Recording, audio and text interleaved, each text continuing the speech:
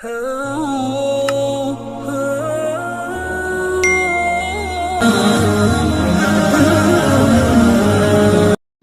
ونصلي على رسوله الكريم اما بعد فاعوذ بالله من الشيطان الرجيم بسم الله الرحمن الرحيم فلنأتينك بسحر مثله فاجعل بيننا وبينك موعدا لا نخلفه نحن ولا أنت مكانا سوى قال موعدكم يوم الزينة وأن يحشر الناس ضحى فتولى فرعون فجمع كيده ثم أتى قال لهم موسى ويلكم لا تفتروا على الله كذبا فيسحتكم بعذاب وقد خاب من افترى فتنازعوا أمرهم بينهم وأسروا النجوى۔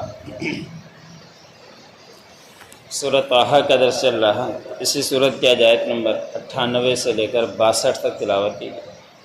گزشتہ آیتوں کے اندر اللہ رب العزت نے فرمایا حضرت موسیٰ علیہ السلام فرعون کے ساتھ ہم کلام ہوئے تو اس وقت فرعون کو دعوت دینے لگ گئے کہ میرا پروردگار اور آپ کا پروردگار بھی ایک ہی ہے۔ تو اس پر فرعون نے کہا کہ تمہارا پروردگار کیا کرتا ہے، کیا کام کیا ہے، اس کا کیا آپ کو علم ہے؟ تو حضرت موسیٰ علیہ السلام نے ساری حقیقت کل کی آیتوں میں بیان فرما دی تھی کہ میرا اللہ وہ ہے جو ہر چیز کا علم رکھنے والا ہے، آسمان سے پانی برساتا ہے اور زمین کو تمہارے لیے بچھونا بنایا اور زمین سے راستے بنائے اور زمین سے مختلف نباتات اللہ رب العزت ہی نکالتے ہیں۔ لیکن یہ ساری حقیقت بیان کرنے کے باوجود بھی فرعون نے انکار کیا اور جھٹلایا اور پھر یہاں تک کہ مقابلے کے لیے تیار ہو گیا اور فرعون نے یہ کہا کہ آپ ہمارا جادو اس لیے دکھاتے ہو تاکہ آپ ہمیں ہماری زمین سے نکال دو۔ تو اس کے اوپر حضرت موسیٰ علیہ السلام کو طعنے بھی دیے۔ یہی باتیں آپ صلی اللہ علیہ وسلم کے ساتھ بھی کی گئی۔ آپ صلی اللہ علیہ وسلم لوگوں کو دعوت دیتے، وہ لوگ کہتے کہ آپ جادوگر ہو، شاعر ہو، کبھی کہتے کہ آپ مجنون ہو، دیوانے ہو، اس طرح کی باتیں کیا کرتے تھے۔ حضرت موسیٰ علیہ السلام کے ساتھ بھی انہوں نے یہی کیا اور یہی کہا کہ آپ ایک جادوگر ہو اور جادو کے ذریعے ہمارا مقابلہ کرنا چاہتے ہو۔ پھر اس کے بعد فرعون نے کہا کہ ہم جمع کرتے ہیں آپ کے لیے جادو اسی کے مثل جس طرح کہ آپ نے جادو ہمارے پاس لائے ہو۔ حالانکہ وہ تو معجزہ تھا اللہ رب العزت کی طرف سے، لیکن وہ اس کو جادو سمجھا کرتے تھے اور اس وقت یہی جادو زیادہ سمجھا جایا کرتا تھا کہ لاٹھی چھوڑ کر سانپ بن جایا کرتا تھا۔ اللہ رب العزت نے ہر وقت کے نبی کو وہی معجزہ دیا ہے جو اس وقت عام ہوا کرتا تھا۔ حضرت صلی اللہ علیہ وسلم کو جو کتاب سے نوازا کہ ان پڑھ تھے، کتاب دے کر بھیجا، تو اس وقت عرب کے اندر شعر شاعری کے اندر اتنے مشہور تھے کہ جانوروں کے متعلق شعر کہہ دیا کرتے تھے، ان کا کوئی مقابلہ نہیں کر سکتا تھا۔ تو اللہ رب العزت نے قرآن پاک اتار دیا اور کہا کہ اب ان سے مقابلہ کرو، لیکن وہ مقابلے سے عاجز آ گئے۔ تو حضرت موسیٰ علیہ السلام کے دور کے اندر بھی جادو کا زور تھا، تو اللہ رب العزت نے اسی معجزے سے نوازا۔ پھر جب انہوں نے کہا کہ ہم آپ کا مقابلہ کر سکتے ہیں جادو کے ساتھ جیسا کہ آپ جادو لائے ہو، پھر ایسا ہے کہ ہمارے درمیان اور آپ کے درمیان ایک وعدہ رکھ لیتے ہیں اور وعدہ کرنے کے بعد نہ اس کی ہم مخالفت کریں گے اور نہ ہی آپ مخالفت کرنا، اور ایک مکان جگہ طے کر لیتے ہیں برابر، وہاں آپ بھی پہنچنا ہم بھی پہنچیں گے، پھر وہاں آپ کے ساتھ مقابلہ ہوگا جادو کے اندر۔ حضرت موسیٰ علیہ السلام نے فرمایا کہ ٹھیک ہے، تم مقابلہ کرنا ہی چاہتے ہو تو تمہارے لیے وعدے کا دن ہے، اور وہ دن عید کا دن ہوگا جس دن تم سارے کے سارے اکٹھے ہوا کرتے ہو، ایک میدان کے اندر خوشی مناتے ہو، اس دن سارے جمع ہوں، میں بھی وہاں پہ آؤں گا اور وہاں پھر مقابلہ ہوگا۔ اور یہ جمع ہونے کا وقت چاشت کا وقت ہوگا کہ سورج خوب نکل جائے گا، اس وقت ہم پھر یہ مقابلہ کریں گے۔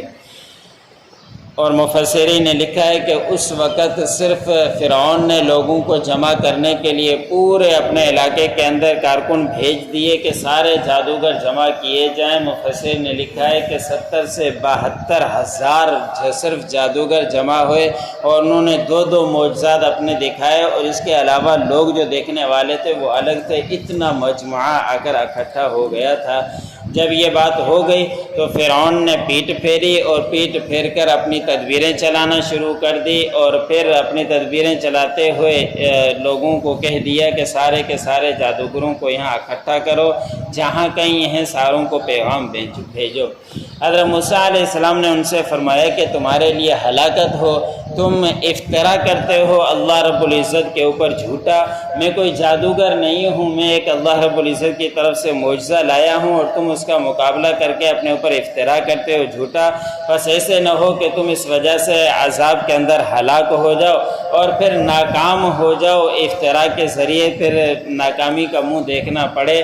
اس کے جب حضرت موسیٰ علیہ السلام نے یہ بات کی تو پھر انہوں نے آپس میں سرگوشیاں کی اور آپس میں باتیں کرنے لگ گئے، اور چھپ کر سرگوشی یہ کی اور آپس میں جھگڑنے بھی لگ گئے۔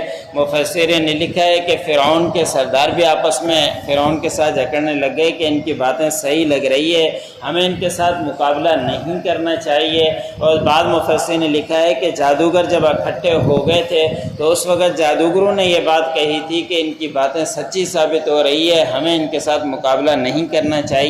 لیکن وہ لوگ جادوگر رقم کی لالچ میں آ گئے، اور انہوں نے پھر بات کر کے فرعون سے کہا کہ اگر ہم کامیاب ہو گئے تو پھر ہمیں کیا ملے گا؟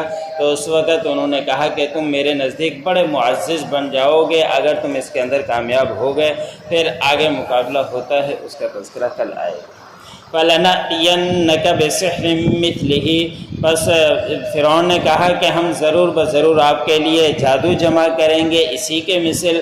فَاجْعَلْ بَيْنَنَا وَبَيْنَكَ، بس بنا دیجئے ہمارے درمیان اور اپنے درمیان مَوْعِدًا لَا نُخْلِفُهُ، ایک وعدے کا دن، نہ اس کی ہم مخالفت کریں گے، وَلَا أَنْتَ مَكَانًا سُوًى، اور نہیں آپ اس کی مخالفت کرنا ایک اچھے بڑے میدان کے اندر۔